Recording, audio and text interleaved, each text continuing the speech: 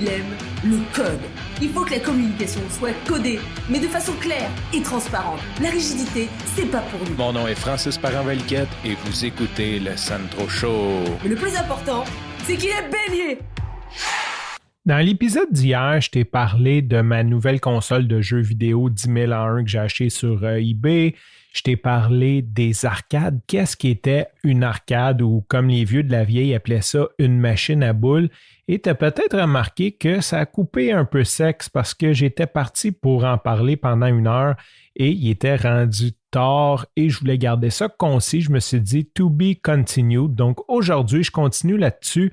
Et pourquoi je t'ai parlé de tout ça? C'est juste parce que en jouant à la console, en jouant au Street Fighter versus Marvels, en voyant le Insert Coins, ça m'a ramené 100 ans en arrière quand moi j'étais petit et ces souvenirs de jouer aux jeux vidéo avec mon père. Fait que là, j'ai à peu près l'âge de mon fils, je suis peut-être un peu plus vieux, j'ai peut-être 5 ans, mon fils a 4 ans et je joue au Nintendo, au même maudit jeu qui est Mario Bros 1, que j'aime toujours 30 ans plus tard. Je pense que c'est vraiment un succès, ce jeu-là, d'ailleurs.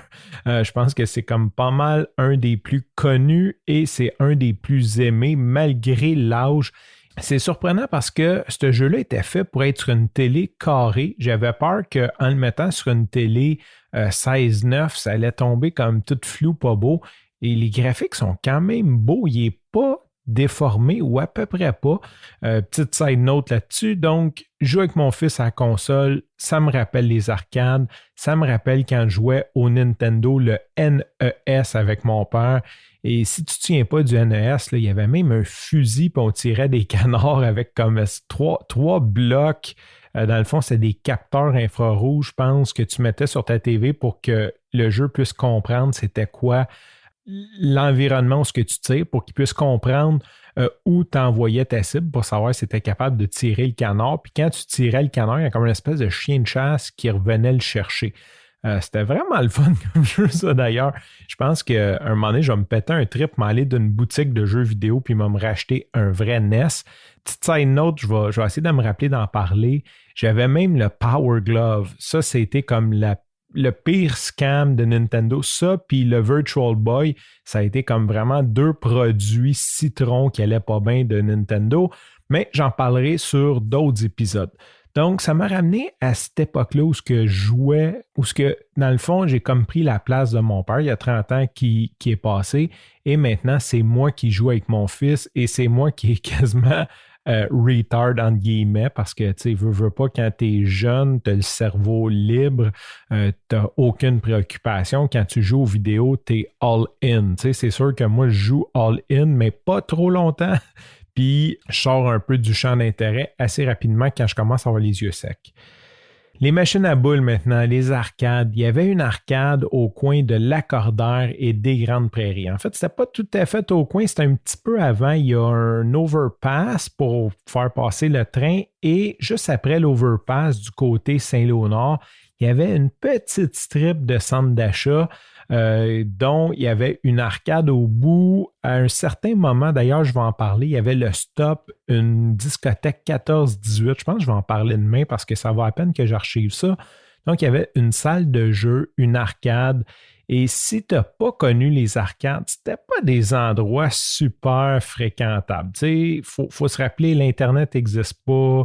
On n'a pas grand-chose à faire. Donc, souvent, les arcades, c'est un lieu où ce que des adolescents allaient fumer de la drogue puis jouer des machines. Tu sais, c'était un petit peu un coin. Tu étais comme trop jeune pour sortir, mais trop vieux pour rester à la maison. Puis c'était souvent mal vu un peu comme les arcades. Ceci dit, mon père, tous les dimanches matins, donc à l'heure qu'on y allait, il y avait à peu près personne. On y allait à l'ouverture, je pense que c'était dimanche 10h. On rentrait dans l'arcade et on monopolisait l'arcade. Moi, mon père, des fois sa blonde, des fois c'était des amis, ses partners, des amis de mon père, des amis à moi. On rentrait et la tradition était la suivante et c'était totalement fou qu'on y pense. Mon père rentrait, il mettait 100 pièces sur la table. On achetait 100 pièces de 25 cents de jetons. Je ne me souviens pas si cette arcade-là fonctionnait avec des jetons. Donc, 100 $, mais en 1989, là, 100 $, il faudrait aller voir là, comme des conversions, là, mais ça doit être comme 300 $ aujourd'hui. Là. C'était beaucoup d'argent quand tu penses qu'un plein d'essence de 40 litres coûtait comme 20 $. Là. Le gaz était comme 50-60 cents le litre. Là. 100 $, tu allais loin avec ça. Donc, on rentrait, mon père mettait 100 $, on achetait 100 $ de jetons, on séparait ça à la gang qu'on était, puis quand c'était fini, le deal, c'est qu'on partait, on ne remettait pas d'autre argent pour continuer. Donc, c'était un petit peu ça, le barème. D'ailleurs, ça faisait freaker ma mère. Elle disait, tu vas l'habituer à aller dans des places de même, parce que, bon, c'est une histoire qu'on pourra compter. Puis le dimanche, c'était une tradition. J'allais avec mon père aux arcades et de voir les arcades, de voir le Super Nintendo, pas le Super Nintendo, le Nintendo, de voir ma console hier, ça m'a juste ramené dans ces années-là.